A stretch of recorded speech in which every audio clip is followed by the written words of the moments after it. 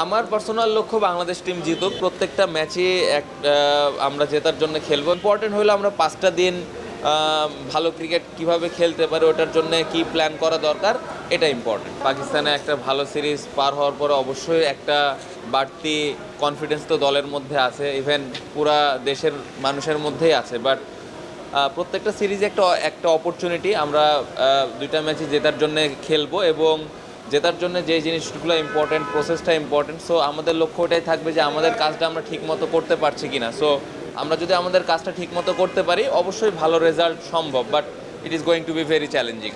রূপক, শান্ত, মানে আমাদের দলটা এখন অনেক বেশি ব্যালেন্স। আমরা স্পিনেও খুব ভালো অ্যাটাক আছে, আমাদের পেসাররা তো মাশাআল্লাহ ভালো করছে। প্রতিপক্ষ আসলে চাপে আছে, আসলে কী ধরনের পিচ বানাবে। সবচেয়ে যে ভারতে আমরা টেস্ট খেলেছি সেখানে কিন্তু ইনিংসে 2টা টেস্ট হেরেছি। এখানে 40 উইকেট 20 উইকেটের মধ্যে 40 উইকেটের মধ্যে 35টা উইকেট আসলে ভারতীয় পেসাররা পেয়েছে। এখন মনে হয় যে ভারতীয়রা আসলে কনফিউজ, আপনাদের জন্য আসলে কী পিচ বানাবে, তার মানে আমাদের বোলিং অ্যাটাক তাদের চেয়ে কোনো অংশে পিছিয়ে নেই।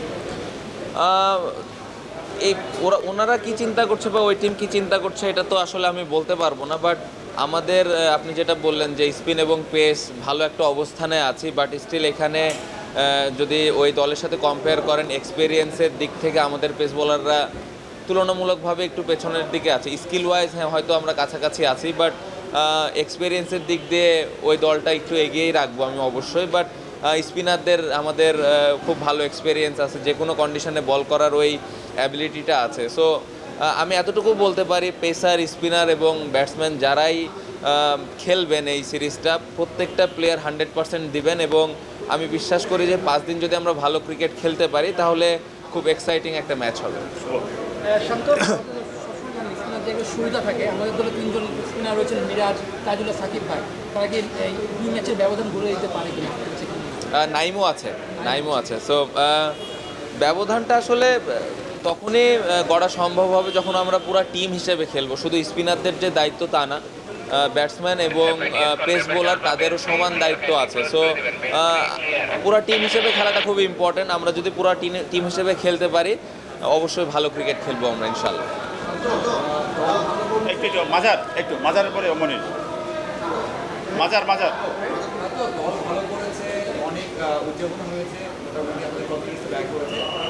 যদিও আপনার পারফরমেন্স মানে ওইভাবে হয়নি, আপনিও আসতে পারেন। তো সেই দিক থেকে ক্যাপ্টেন শান্তকে হয়তো বা এই জায়গায় অনেক কিছু চ্যালেঞ্জ থাকবে। আপনার কেমন হিসেবে আপনার লক্ষ্যটা কি আছে? আমার পার্সোনাল লক্ষ্য বাংলাদেশ টিম জিতুক, এটা আমার পার্সোনাল লক্ষ্য এবং আমার ইচ্ছা যে আমি অ্যাজ এ ব্যাটার হিসেবে দলকে যেন কন্ট্রিবিউট করতে পারি এবং ওটার জন্যে যেরকম প্রিপারেশন নেওয়ার দরকার ছিল আলহামদুলিল্লাহ আমি নিতে পেরেছি। বাকিটা আল্লাহর ইচ্ছা। আমি আমার সর্বোচ্চ চেষ্টা করব যে দলকে যেন কন্ট্রিবিউট করতে পারি।